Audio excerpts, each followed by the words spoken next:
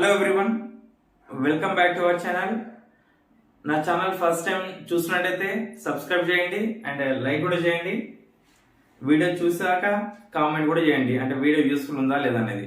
ఓకేనా? So recent గా చాలా మంది స్టూడెంట్స్ అడిగారు, సార్ పేపర్ ప్రెజెంటేషన్ నుంచి ఒక వీడియో చేయండి అని. సో అలాంటి వాళ్ళ కోసమే వీడియో చేస్తున్నా.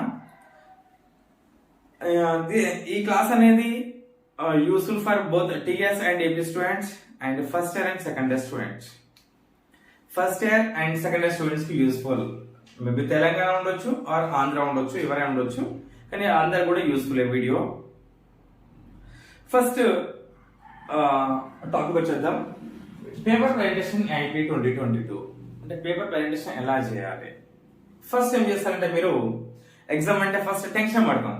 ఎగ్జామ్కి వెళ్తుంటే ఏం చేస్తాం అంటే, ఫటాఫట్ మార్నింగ్ 9 కి ఎగ్జామ్ అనుకుంటే కూడా 8:30 8 వరకు కూడా బుక్స్ ఓపెన్ చేస్తాం. 8 వరకు, కొందరు 7:30 వరకు చూస్తారు, 8 వరకు చూస్తారు.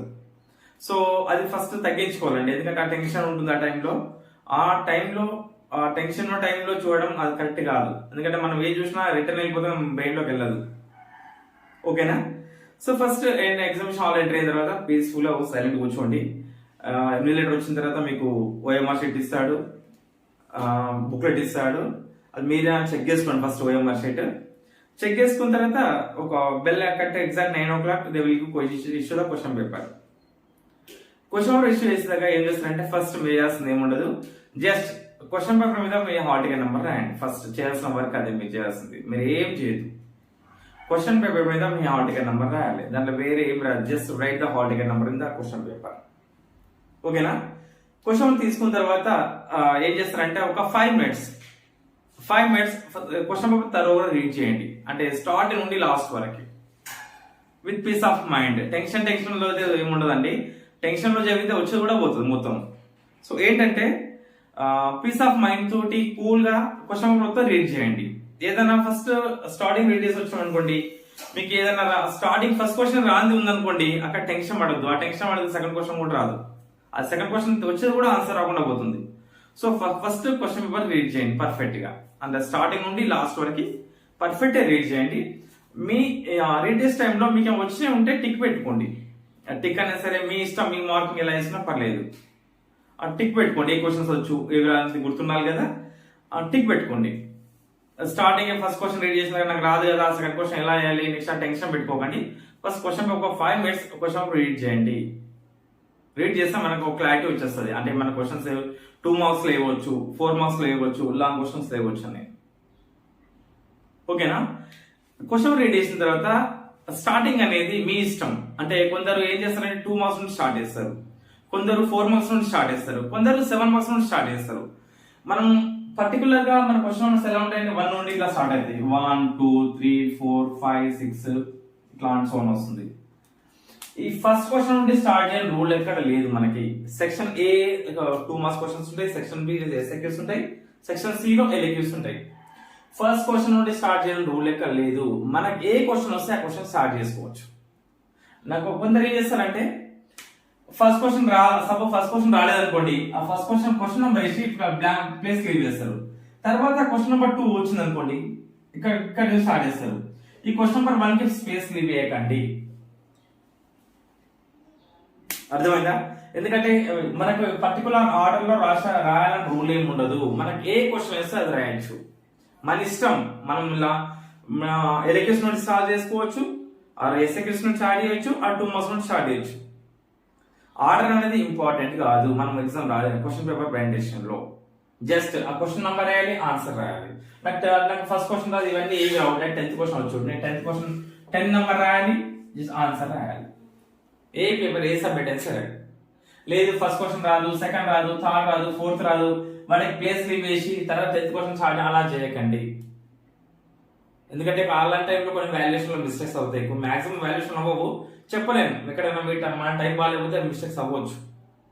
అంటే ఫస్ట్ 2 pages ఏం లేవు, ఎంటీ బ్లాంక్ ఉంది అనుకోండి, కొందరు ఓవర్లుక్ లో ఎంటీ బ్లాంక్ ఉంది, ఫస్ట్ 2 pages కరెక్షన్ చేసి ఇట్లా ఇంటూ మార్క్ పెట్టేసి వాల్యుయేషన్ అయిపోయిందని కూడా చెప్పొచ్చు. అంటే అలాంటి కేసెస్ రేట్ జరుగుతాయి, చెప్పలేము. అలా చేయొద్దు. మీరు ఏ క్వశ్చన్ వస్తే ఆ క్వశ్చన్ నెంబర్ రాయండి. సపోజ్ మీకు 1 to 2 క్వశ్చన్స్ ఏమి, కొందరు ఎలా చేస్తారంటే 7 marks క్వశ్చన్ రాస్తారు, లాంగ్ క్వశ్చన్ ఎల్ఏక్యూ రాస్తారు, తర్వాత ఎస్ఎక్యూ రాస్తారు, తర్వాత ఒకటి ఏదైనా రాస్తారు. మీకు ఏ క్వశ్చన్ వస్తే అది రాయండి. అన్ని ఎల్ఎక్యూస్ రాసిన తర్వాత అన్ని ఎస్ఎక్యూస్ రాయాలి రూల్ కూడా ఏం లేదు. ఒక ఎల్ఎక్యూ రాసుకోవచ్చు, తర్వాత ఎల్ఎక్యూ రాసుకోవచ్చు, ఆర్ ఎస్ఎక్యూ రాయొచ్చు, 2 మార్క్స్ రాయొచ్చు, ఏదైనా రాసుకోవచ్చు. బట్ క్వశ్చన్ నెంబర్ కరెక్ట్ ఉండాలి. మనం రాసే ఆన్సర్ కి ఆ క్వశ్చన్ కరెక్ట్ ఉండాలి. ఓకేనా? క్వశ్చన్ రాయడం అనేది ఏ క్వశ్చన్ అనేది స్టార్ట్ చేసుకోవచ్చు. మనకి ఏది పర్ఫెక్ట్ వస్తే అది ఫస్ట్ రాయండి. మీకు ఏది పర్ఫెక్ట్ వస్తే అది ఫస్ట్ రాయండి. కొంచెం డౌట్ గా ఉంది అనేది అది లీవ్ అండి, లాస్ట్ రాసుకోవచ్చు, ప్రాబ్లం ఏమి ఉండదు. ఓకేనా? మీరు రాసేటప్పుడు మెయిన్ ఇంపార్టెంట్ అంటే క్వశ్చన్ నెంబర్ వేయడం అండి. ఎందుకంటే నాకున్న ఎక్స్పీరియన్స్ 10-12 years ఎక్స్పీరియన్స్ నేను చూస్తున్న వాల్యుయేషన్ లో మనం వాటి 7 మార్క్స్ క్వశ్చన్ లాంగ్ క్వశ్చన్ ఏం చేస్తా అంటే, long question suppose question number 20 అనుకోండి, క్వశ్చన్ నెంబర్ 20 లాంగ్ క్వశ్చన్ ఉంటుంది. సపోజ్ 22 కూడా లాంగ్ క్వశ్చన్ ఉంటుంది, 23 కూడా లాంగ్ క్వశ్చన్ ఉంటుంది. ఇవన్నీ సపోజ్ లాంగ్ క్వశ్చన్స్. ఇక్కడ 20 క్వశ్చన్ నెంబర్ వేసాడు, మన ఇక్కడ కూడా సేమ్ క్వశ్చన్ నెంబర్ 23 క్వశ్చన్ 20 వేసాడు, సేమ్ కరెక్ట్ ఆన్సర్ రాస్తాడు. ఇక్కడ ఆన్సర్ కరెక్టే ఉంటుంది, కానీ క్వశ్చన్ నెంబర్ 20 వాడేసింది. 23 క్వశ్చన్ నెంబర్ కి 20 క్వశ్చన్ నెంబర్ వేస్తాడు. సో అప్పుడు ఏమవుతుందంటే మన క్వశ్చన్ నెంబర్ 20 కి ఇక్కడ ఆల్రెడీ ఆన్సర్ ఉంది, ఇది కరెక్ట్ 7 మార్క్స్ వచ్చినాయి, ఫుల్ మార్క్స్ వస్తాయి. ఈ 20 క్వశ్చన్ కి ఇది రాంగ్ కదా, ఇది రాంగ్ పోతుంది. క్వశ్చన్ అందుకే ఏం చేయాలంటే క్వశ్చన్ నెంబర్ జాగ్రత్తగా వేయాలి, క్వశ్చన్ నెంబర్ ప్రాపర్ గా వేయాలి. మనం వేసిన క్వశ్చన్ నెంబర్ కి ఆన్సర్ కి మ్యాచ్ అవ్వాలి. లేదా సేమ్ ఇక్కడ 20 మళ్ళీ ఇక్కడ ఆన్సర్ కరెక్టే, but question number wrong. So దీనికి మార్క్స్ పడవు మనకి. ఎందుకంటే మన క్వశ్చన్ 23 క్వశ్చన్ వేరే ఉంటుంది, క్వశ్చన్ నెంబర్ 23 వేరే, కానీ మన క్వశ్చన్ నెంబర్ 20 ఉంది కదా. సో ఆన్సర్ కరెక్టే, కానీ మన నంబర్ రాంగ్. మన అంటే క్వశ్చన్ నెంబర్ 20 కి ఇక్కడ ఆల్రెడీ మార్క్స్ వచ్చేసినాయి, ఇక్కడ ఇది దీనికి రావన్నట్టు. ఆల్రెడీ ఇది ఎక్స్ట్రా అవుతుంది, కట్ చేసి పడేస్తారు. ఓకేనా? మీరు చేసే మిస్టేక్ అయితే చాలా మంది చేస్తారండి ఇలాంటి. నేను చూస్తున్నా కదా వాల్యుయేషన్కి వెళ్ళినప్పుడు, వాడు ఎక్సలెంట్ రాస్తారు, రాయడం ఎక్సలెంట్, కరెక్ట్ ఆన్సర్ మొత్తం కరెక్ట్ ఉంటుంది, question number wrong. Question number wrong చేస్తే మొత్తం 0 వచ్చేస్తుంది. మనం ఎంత కరెక్ట్ రాసినా మనం ఏమనుకుంటామంటే ఎగ్జామ్ మొత్తం పర్ఫెక్ట్ రాసినా, అన్ని ఎలిక్యూస్ రాసినా, అన్ని ఎస్ఐక్యూస్ రాసినా, అన్ని విఎస్ఎక్యూస్ రాసినా అనుకుంటాం. కానీ మనం చేసే మిస్టేక్ ఏంటంటే క్వశ్చన్ నెంబర్ రాంగ్ రాయడం. నెక్స్ట్ ఇంకొక మిస్టేక్ ఏంటంటే క్వశ్చన్ నెంబర్ రాయడంలో, సపోజ్ సెక్షన్ ఏ లో 1 నుండి 10 క్వశ్చన్స్ ఉంటాయి, మనకి ఉన్నాయనుకోండి. సపోజ్ 1 to 10 వరకు ఉంటాయి. సెక్షన్ బి లో 11 నుండి సపోజ్ 17 ఉన్నాయనుకోండి. సెక్షన్ సి లో 18 నుండి సపోజ్ 25 30 అనుకోండి, 30 క్వశ్చన్స్ అనుకోండి. మన క్వశ్చన్ నెంబర్ వేసినప్పుడు ఏం చేయాలంటే ఇక్కడ క్వశ్చన్ పేపర్ లో ఉన్న నెంబర్ వేయాలి. సపోజ్ 11th క్వశ్చన్ గా 11th క్వశ్చన్ రాయాలి, 17th క్వశ్చన్ గా 17th క్వశ్చన్ రాయాలి. కొందరు ఎలా చేస్తారంటే, ఇది 11th క్వశ్చన్ అంటే సెక్షన్ బి లో ఫస్ట్ క్వశ్చన్ కదా, సెక్షన్ బి లో ఫస్ట్ క్వశ్చన్ కదా, వాళ్ళు చేసే మిస్టేక్ అంటే క్వశ్చన్ నెంబర్ 11 రాయారు. ఏం రాస్తారు? సెక్షన్ బి లో ఫస్ట్ క్వశ్చన్ అంటే రాస్తారు, సెక్షన్ బి లో ఫస్ట్ క్వశ్చన్ అంటే రాస్తారు. అది రాంగ్, అలా ఏదు రాంగ్, అది దాని కూడా 0 మార్క్స్ పడతాయి. ఏం రాయాలి? 11th క్వశ్చన్ సెక్షన్ బి రాస్తే నో ప్రాబ్లం, కానీ క్వశ్చన్ నెంబర్ ఏమైనా మనం 11th క్వశ్చన్ వేయాలి. ఇక్కడ సెక్షన్ బి లో ఫస్ట్ క్వశ్చన్, సెక్షన్ బి లో సెకండ్ క్వశ్చన్, అది రాయదు, అది రాంగ్ మెథడ్. ఓకేనా? ఇది క్వశ్చన్ నెంబర్. మెయిన్ ఏంటంటే మన క్వశ్చన్ నెంబర్ ప్రాపర్ వేయాలి. నేను ఇంతకుముందు చెప్పినట్టు సేమ్ క్వశ్చన్ నెంబర్స్ ఇక్కడ ఉండదు. మనం ఆన్సర్ రైట్ అయినా క్వశ్చన్ నెంబర్ రాంగ్ అయినా కూడా మార్క్స్ పోతాయి. నెక్స్ట్ ఇలా రాయద్దండి, సెక్షన్ బిలో ఫస్ట్, సెక్షన్ బిలో సెకండ్, సెక్షన్ మనం క్వశ్చన్ నెంబర్ డిజైన్ చేయొద్దు. క్వశ్చన్ పేపర్ లో ఉన్న నెంబరే మనం వేయాలి. ఇది క్వశ్చన్ నెంబర్ వేయడం మెయిన్ మిస్టేక్. అందరు చేస్తారు మాక్సిమం. ఇదైతే ఎక్కువ మెజారిటీ పీపుల్ చేస్తారు. వాటి ఆన్సర్ ఎక్సలెంట్, ప్రెజెంటేషన్ సూపర్ ఉంటుంది, కానీ క్వశ్చన్ నెంబర్ రాంగ్ అయితే మొత్తం 0 వచ్చేస్తాయి. ఓకేనా? ఇంకో మిస్టేక్ ఏంటంటే, మనం ఏదైనా మిస్టేక్ అయింది అనుకోండి, ఇక్కడ మనం సపోజ్ ఏదో రాంగ్ రాసినాం, ఏం చేస్తాం? సపోజ్ ఏదో సంథింగ్ రాంగ్ రాసినాం, ఇట్లా సపోజ్ మ్యాథ్స్ అని రాసినాం, ఇది వాడు మనకి ఇది రాంగ్ ఆన్సర్. రాంగ్ ఆన్సర్ అయితే మీరు రాసింది రాంగ్ అయితే ఏం చేయాలంటే, చిన్నగా ఇట్లా చిన్న బాక్స్ లాగా తీసుకోండి, లేదా ఇట్లా చిన్న ఇంటూ మార్క్ పెట్టండి. ఎందుకంటే వాల్యుయేషన్ చేసే వాళ్ళకి నీట్గా కనపడాలి పేపర్ అనేది. కానీ మనం ఏం చేస్తామని చెప్పనా, చూస్తే నవ్వుకుంటారు మీరే, అది ఎక్స్పీరియన్స్ మీకు ఉంటుంది. ఇట్లా గీకేస్తాం దీన్ని, అది చూస్తే పేపర్ ఎంత నీట్గా అనిపిస్తుందా? చూస్తే అస్సలు అనపడదు. ఇంకా ఏం చేస్తామంటే మ్యాథ్స్ రౌండ్ అప్ చేసి ఇంటూ మార్క్ పెట్టిన ప్రాబ్లం లేదు, జస్ట్ రౌండ్ అప్ చేసినా కూడా నో ప్రాబ్లం. కానీ మనం ఏం చేస్తామంటే దాన్ని గీకి ఇలా మొత్తం మింక్ అయిపోయి మొత్తం గీకేస్తాం దాన్ని. ఆ పేపర్ అంత రైట్ ఉన్నా కూడా ఇది రాంగ్ అనిపిస్తుంది. అంత చూస్తే ఎంత నీట్గా అనిపించలేదు. అంటే ఒక ఇంప్రెషన్ వచ్చేస్తుంది అన్నట్టు మనకి, నీట్గా రాయలేడు అని స్టార్టింగ్ ఇంప్రెషన్ వచ్చేస్తుంది. ఓకేనా. సో ఏదైనా చేస్తారంటే మీరు ఏదైనా రాంగ్ అయితే కూడా ఏం చేయాలంటే చిన్న రౌండ్ ఆఫ్ చేసి పెట్టండి, ఇంటూ చిన్న రౌండ్ ఆఫ్ చేసి ఇట్లా ఇంటూ మార్క్ పెట్టండి. మళ్ళీ ఏదంటే ఇట్లా గీకొద్దండి ప్లీజ్. మొత్తం ఏదైనా రాంగ్ అయితే మొత్తం దాన్ని గీకేస్తారు, మొత్తం ఇంకా ఎక్కువ వరకు గీకేస్తారు దాన్ని, వేరే పని లేనట్టు. సో అలా చేయకండి. ఏదైనా రాంగ్ అయితే కూడా ఏం చేయాలి, ఏ సమ్ పెట్టినా సరే చిన్న రౌండ్ ఆఫ్ తీసుకోండి, ఇట్లా ఇంటూ మార్క్ పెట్టుకోండి, మీరే పెట్టుకోండి. దాన్ని వడి మొత్తం రాంగ్ కదా దాన్ని గీకేయడం, ఇట్లా గీకేయడం అట్లా చేయకండి. ఇది మనం చేసే ఇంకొక మిస్టేక్. ఎందుకంటే వాల్యూస్ చేసే వాళ్ళకి కొంచెం ఇంప్రెషన్, పాజిటివ్ ఇంప్రెషన్ ఉండాలి. స్టార్టింగ్ అంటే బ్యాడ్ ఇంప్రెషన్ రావద్దు మీ మీద.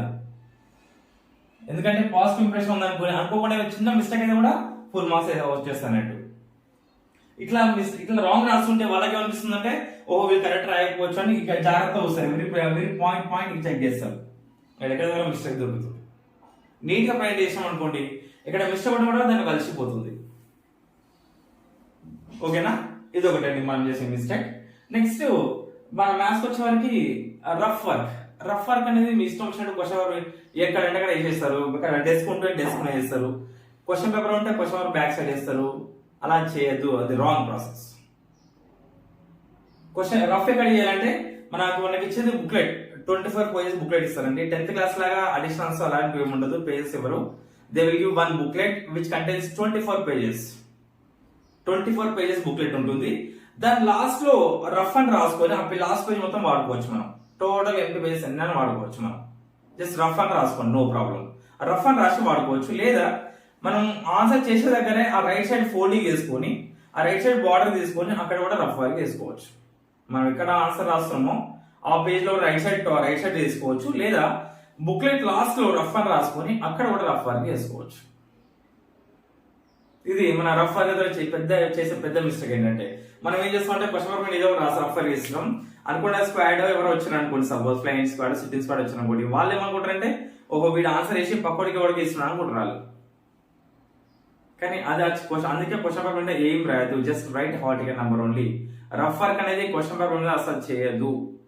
ఎక్కడ చేయాలంటే మన బుక్లెట్ ఉంటుంది, ఆ బుక్లెట్ లో ఆన్సర్ రేషన్ పేజ్ లో వేయాలి. రైట్ సైడ్ చేసుకోవచ్చు. మాక్సిమం అంతా రైట్ సైడ్ బార్డర్ తీసుకొని రైట్ సైడ్ రఫ్ వర్క్ చేయండి. లేదా బుక్లెట్ లాస్ట్ పేజ్ లో వేసుకోండి, నో ప్రాబ్లం. ఎవరు ఆపరేషన్ చేయరు. ఒక రఫ్ అని రాసి పెద్ద పేజ్ మొత్తం నువ్వే వాడుకోవచ్చు. ఓకేనా, ఇది మనం చేసే ఇంకొక మిస్టేక్ ఏంటంటే ఇదే రఫ్ వర్క్ చేయడం. మరి రఫ్ వేసినప్పుడు ఆన్సర్ వేసినప్పుడు ఏమో కలిసిపోతుంటది మొత్తం. నెక్స్ట్ 2 మార్క్స్ మన మ్యాథ్స్ వచ్చే వరకు 2 మార్క్స్ ప్రెజెంటేషన్ చేసే టైంలో ఏం చేయాలంటే 2 మార్క్స్ లో ఒక ఫార్ములా వస్తుంది. డెఫినెట్ గా 2 మార్క్స్ లో ఫార్ములా బేస్డే ఉంటాయి మనకి మాక్సిమం చేసే ప్రాబ్లమ్స్ కూడా అన్ని కూడా. 2 మార్క్స్ రాసినప్పుడు ఏం చేయాలంటే ఇక్కడ ఏదైనా ప్రాబ్లం లో ఫార్ములా వచ్చింది అనుకోండి, ఏ ఫార్ములా రాయండి. డెఫినెట్ గా ఫార్ములా రాసి ఒక చిన్న స్మాల్ బాక్స్ రాయండి. ఇట్లా ఒక చిన్న బాక్స్ తీసుకోండి. మళ్ళీ డిజైన్ లో ముగ్గులు ఏమి వేయకండి, ఎందుకంటే అమ్మాయిలు ఉంటే అదే పని చేస్తారు అన్నట్టు. అలా ఏం చేయకండి. ఒక చిన్న బాక్స్ ఏదైనా ఫార్ములా వచ్చింది, ఏ ఫార్మ్ ఎక్స్ ఈక్వల్స్ టు ఏదైనా ఫార్ములా వచ్చింది అనుకోండి, ఇలా ఫార్ములా రాయండి. వేరే డిఫరెంట్ కలర్ పెన్తో అయినా సరే, సేమ్ కలర్ పెన్తో అయినా సరే ఇట్లా బాక్స్ తీసుకోండి. ఫార్ములా రాస్తే సూపర్ ఉంటుంది, ఎక్సలెంట్ ఉంటుంది మనకి. ఓకేనా, ఎస్పెషల్లీ 2 మార్క్స్ చూడండి. 2 మార్క్స్ లో అయితే ఫార్ములాకి 1 మార్క్ ఉంటుంది. ఫార్ములా 1 మార్క్ ఉంటుంది, దాంట్లో substitution and simplification 1 mark, 2 marks వస్తాయి టోటల్ గా. ఎవ్రీ క్వశ్చన్ కూడా ఫార్ములా రాయాలి. 2 మార్క్స్ లో, 4 మార్క్స్ లో, 7 మార్క్స్ లో కూడా ఫార్ములా ఉంటే ఫార్ములా డెఫినెట్ గా రాయాలి. ఏం చేయాలంటే ఒక బాక్స్ తీసుకోవాలి, నీట్ గా బాక్స్ తీసుకోవాలి. మన ఏదో తొందరపడినట్టు చేయకండి, ఎందుకంటే 3 hours టైం ఉంటుంది మనకి. టైం ఏం చేయదు, 3 hours చాలా పెద్ద టైం అది. మరి ఇంకా కరెక్ట్ పర్ఫెక్ట్ రాస్తే కూడా ఎక్స్ట్రా టైం మిగులుతుంది మనకి. మనం ఏం చేస్తామంటే ఏదో అర్జెంట్ వర్క్ నోటి చేస్తాం, అక్కడ ఏం లేదు. నీకు వచ్చినా రాకున్నా 3 hours కూర్చోవాల్సింది ఎగ్జామ్ హాల్లో. 3 hours కంప్లీట్ అయిన తర్వాతనే they will take the your answer sheet. So ఏం చేయాలంటే ఫార్ములాస్ వచ్చిన డెఫినెట్ గా బాక్స్ రాయాలి. బాక్స్ ఫార్ములాస్ రాసి పైన బాక్స్ తీసుకొని నీట్ గా ప్రెజెంటేషన్ సబ్స్క్రిప్షన్ నీట్ గా చేయండి. ఈ స్ట్రైకింగ్స్ ఎక్కువ ఉండొద్దు. నెక్స్ట్ ఎస్ఐక్యూస్ లో అండ్ ఎల్ఏక్యూస్ లో ఎక్కడైనా డయాగ్రామ్స్ ఉంటే డయాగ్రామ్స్ కూడా డ్రా చేయాలి. Every question suppose orthocentre circumcentre వచ్చినా అనుకోండి, ఒక ట్రయాంగిల్ వస్తాం వాటికి. ట్రయాంగిల్ వచ్చినా ఏది వచ్చినా కూడా వాటి రిలేటెడ్ డయాగ్రామ్స్ డ్రా చేయాలి. మ్యాథ్స్ లో అయితే పెద్ద డయాగ్రామ్స్ ఇలా చిన్న చిన్న డయాగ్రామ్స్ ఉంటాయి. ఆ డయాగ్రామ్స్ డెఫినెట్ డ్రా చేయాలి. ఆ డయాగ్రామ్ 1 మార్క్ ఉంటుంది. అండ్ గివెన్ డాటా కూడా రాయండి క్వశ్చన్ లో. SAQs especially SAQs and LAQs, ఎందుకంటే వాటికి 1 మార్క్ వస్తుంది. మనకి అట్లీస్ట్ ఏం రాకుండా గివెన్ డాటా దాని రిలేటెడ్ ఫార్ములాస్ కొంచెం సబ్స్టిట్యూషన్ చేసినా పర్లేదు, ఎంత 2-3 మార్క్స్ అట్లీస్ట్ 2 మార్క్స్ అనే వస్తాయి. గివెన్ డాటా రాస్తే డెఫినెట్ గా 1 మార్క్ వస్తుంది. మాక్సిమం మనకి 5 ఎల్ఏక్యూస్ రాయాలి, 5 ఎస్ఏక్యూస్ రాయాలి కదా. గివెన్ డాటా రాసే ప్రాబ్లం, గివెన్ డాటా రాస్తే పక్కా ఒక 4-5 మార్క్స్ అయితే పక్కా 100% వస్తాయి. ఏ ప్రాబ్లం అయినా సరే గివెన్ డాటా రాయండి, వాటి రిలేటెడ్ ఫార్ములా ఉంటే ఫార్ములా రాయండి, డయాగ్రామ్ చిన్న డయాగ్రామ్ ఉంటే డయాగ్రామ్ కూడా డ్రా చేయండి. సో ఏది రాకుండా మనం ఆ గివెన్ డాటా రాస్తే అట్లీస్ట్ 5 to 6 మార్క్స్ 100% వస్తాయండి. 100% వస్తాయి మనకి 5 to 6 marks. Every long question కూడా గివెన్ డాటా రాస్తే 1 మార్క్ 100% వస్తుంది. సో గివెన్ డాటా మర్చిపోవద్దు మనం. గివెన్ డాటా ఫస్ట్ ఏంటి, గివెన్ డాటా రాయాలి, దాని రిలేటెడ్ డయాగ్రామ్ డ్రా చేయాలి, ఫార్ములా ఉంటే ఫార్ములా వేయాలి, సబ్స్టిట్యూషన్ నీట్ గా చేయాలి. అండ్ మనం మ్యాథ్స్ లో చేసే ఇంకే మిస్టేక్ ఏంటంటే షో దట్, ప్రూవ్ దట్ ఉంటాయి కదా క్వశ్చన్స్ ఏమైనా సరే. Show that, prove that, show that, prove that ఉంటే వాడేం ప్రూవ్ చేయమంటే అది ప్రూవ్ చేయాలి. వాళ్ళ లాస్ట్ కి ఏది suppose show that ABC are collinear ఇచ్చిన అనుకోండి, ABC are 3 points are collinear, మనం కొలీనియర్ డెఫినెట్ గా ప్రూవ్ చేయాలి. అంటే కొలీనియర్ అంటే ఏం చేస్తాం మనం, AB plus BC equals to AC చేస్తాం. AB plus BC is equals to AC. AB plus BC equals AC. Sum of any two sides is third side. Any two sides add చేస్తే ఏమొస్తుంది, మనకి third side వస్తుంది. So show that అనేది definite గా మన collinear అంటే condition satisfy కావాలి. అనుకోకుండా మనకి ఇక్కడ మిస్టేక్ అయింది అనుకోండి, ఇక్కడ మిస్టేక్ అవ్వచ్చు, మిడిల్ ఇక్కడ మిస్టేక్ అయింది అనుకోండి, ఆ మిస్టేక్ మనం కవర్ చేసుకొని మనకి ఆన్సర్ అయితే ఫైనల్ తీసుకురావాలి. ఎందుకంటే మీరు నాట్ కొలీనియర్ రాయద్దు. అరే ఎందుకంటే నేను లాస్ట్ పేపర్స్ వాల్యుయేషన్ చాలా మిస్టేక్స్ కొందరు మిస్టేక్ వేస్తారు ఇట్లా. బట్ షో దట్ కొలీనియర్ అంటే మీడియం నాట్ కొలీనియర్ రాసిండు, అక్కడ మార్క్స్ ఎలా వస్తాయండి. అది ఏబి కరెక్టే, బీసీ కరెక్టే, ఏసీ ఎక్కడ చిన్న దగ్గర మిస్టేక్ అయింది, చిన్న ప్లస్ దగ్గర మైనస్ దగ్గర మిస్టేక్ అయింది, మొత్తం రాంగ్ అయింది అనుకోండి, ఈ రెండు కరెక్టే. ఫైనల్ లాస్ట్ అప్పుడు ఏం చేస్తారంటే ఏబి బీసీ కరెక్టే కదా, ఏబి ప్లస్ బీసీ ఏం రావాలి, ఏసీ రావాలి. ఈ రెండు యాడ్ చేస్తే థర్డ్ ఏసీ వస్తుంది కదా, అంటే ఏసీ డైరెక్ట్ రాయొచ్చు మనం. Therefore given points are collinear రాయాలి.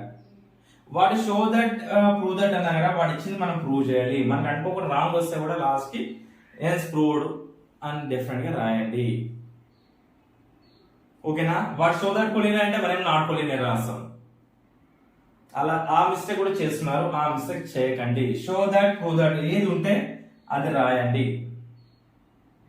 వాడు ఏది ప్రూవ్ చేయమంటే ఫైనల్ గా మనకి అది రావాలి. మనం వాటి రివర్స్ లో నాట్ కొలీనియర్ రా బాబు అని రివర్స్ అయిపోద్దు. వాటి కొలీనియర్ అని ప్రూవ్ చేయమన్నాడు, మనం కూడా ఆన్సర్ రాంగ్ వస్తే కూడా మనం కొంచెం యూజ్ చేయాలి బ్రెయిన్ ఆ టైంలో. ఈ రెండు యాడ్ చేస్తే థర్డ్ రావాలి. అంటే ఈ రెండు వచ్చినంటే థర్డ్ కూడా ఆటోమేటిక్ గా ఈ రెండు యాడ్ చేస్తే వచ్చేది థర్డ్ సైడ్ అన్నట్టు. సో మనం కూడా ఏం రాయాలి, as given points are collinear. ఓకేనా. సో ఇలా ప్రజెంట్ చేయండి. ఇంకేంటి మనం చేసే మిస్టేక్స్ మీకు చేసేది అంటే section. Okay, question number main point question numbers అండి. క్వశ్చన్ నెంబర్ జాగ్రత్త చూసుకోండి. నెక్స్ట్ ఏ క్వశ్చన్ వస్తే ఆ క్వశ్చన్ రాయండి. నెక్స్ట్ ఎక్స్ట్రా రాయడం అండి. మీకు సపోజ్ లాంగ్ క్వశ్చన్ 7 ఉన్నాయి మనకి, 7 నుంచి 5 రాయాలనుకోండి, ఫస్ట్ 5 రాయండి. ఎక్స్ట్రా వస్తే కూడా లాస్ట్ కి మనం వాడి మాక్సిమం ఎన్ని రాయాలో రాసిన తర్వాత లాస్ట్ కి రాయండి. టైం ఉంటే లాస్ట్ రాయండి. స్టార్టింగ్ ఆయన 7 లాంగ్ క్వశ్చన్స్ 7 రాయడం అనేది చేయకండి. ఫస్ట్ 5 లాంగ్ క్వశ్చన్స్ రాయండి, 5 ఎస్ఏక్యూస్ రాయండి, 10 విఎస్ఏక్యూస్ రాయండి. తర్వాత టైం ఉంటే మీకు ఎక్స్ట్రా ఏమైనా రాయండి. ఎక్స్ట్రా ఆ టైంలో రాయండి. మీరు ఎక్స్ట్రా రాసినప్పుడు మీరు ఎక్స్ట్రా రాసిన నో ప్రాబ్లం, రాయకుండా no problem. Just question number solution చేస్తే వాల్యూస్ టైంలో వాళ్ళే ఎక్స్ట్రా రాసేసుకుంటారు. అంటే మీరు ఫస్ట్ స్టార్టింగ్ రాసింది రాంగ్ అయింది అనుకోండి, ఎక్స్ట్రా రాసింది రైట్ అయింది అనుకోండి, ఈ రాంగ్ అయింది ఎక్స్ట్రా పడిపోతుంది అన్నట్టు.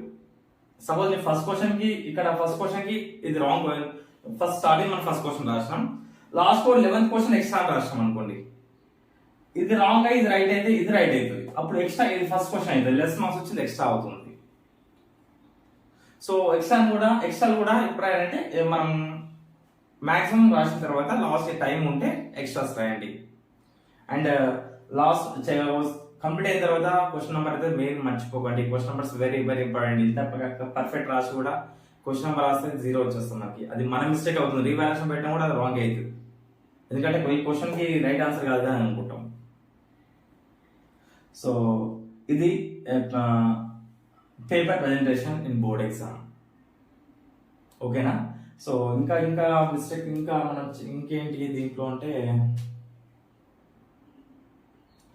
మనం మెయిన్ ప్లస్ మైనస్ దగ్గర మిస్టేక్ చేయకండి. చిన్న చిన్న మిస్టేక్స్ మన మ్యాథ్స్ లో అయితే చిన్న చిన్న మిస్టేక్ ప్లస్ పోయింది అనుకోండి, ప్లస్ మైనస్ స్టార్టింగ్ మిస్టేక్ అయింది అనుకోండి, లాస్ట్ వరకు మొత్తం పోతుంది. 7 మార్క్స్ క్వశ్చన్ సరే ఏదైనా సరే స్టార్టింగ్ ప్లస్ మైనస్ పోయింది అనుకోండి, లాస్ట్ వరకు మొత్తం రాంగే పోతుంది. మనం ఏమనుకుంటాం అంటే స్టార్టింగ్ అంత కరెక్ట్ రాసాం కదా, పర్ఫెక్ట్ చేసాం అనుకుంటాం. కానీ ఆ ప్లస్ మైనస్ స్టార్టింగ్ చిన్న మిస్టేక్ అయింటది, లాస్ట్ వరకు 7 మార్క్స్ మొత్తం పోతాయి. అండ్ ఎవ్రీ సబ్జెక్ట్ కూడా మీకు ఎంతో సపోజ్ రాని క్వశ్చన్ ఉంది అనుకోండి, దాని గివెన్ రాసి దానికి ఎంత వస్తే ఒక 2 లైన్స్ వస్తే 2 లైన్స్ రాయండి. కరెక్ట్ ఆన్సర్ 2 లైన్స్ వస్తే 2 లైన్స్ రాయండి. అరే నాకు 2 లైన్స్ వచ్చు కదా అని లీవ్ చేయకండి. ఎందుకంటే 2 లైన్స్ రాస్తే కూడా ఆ 2 లైన్స్ వచ్చే మార్క్స్ వ్యాలిడ్ ఎంట్రీ కావాల్సి ఉంటుంది.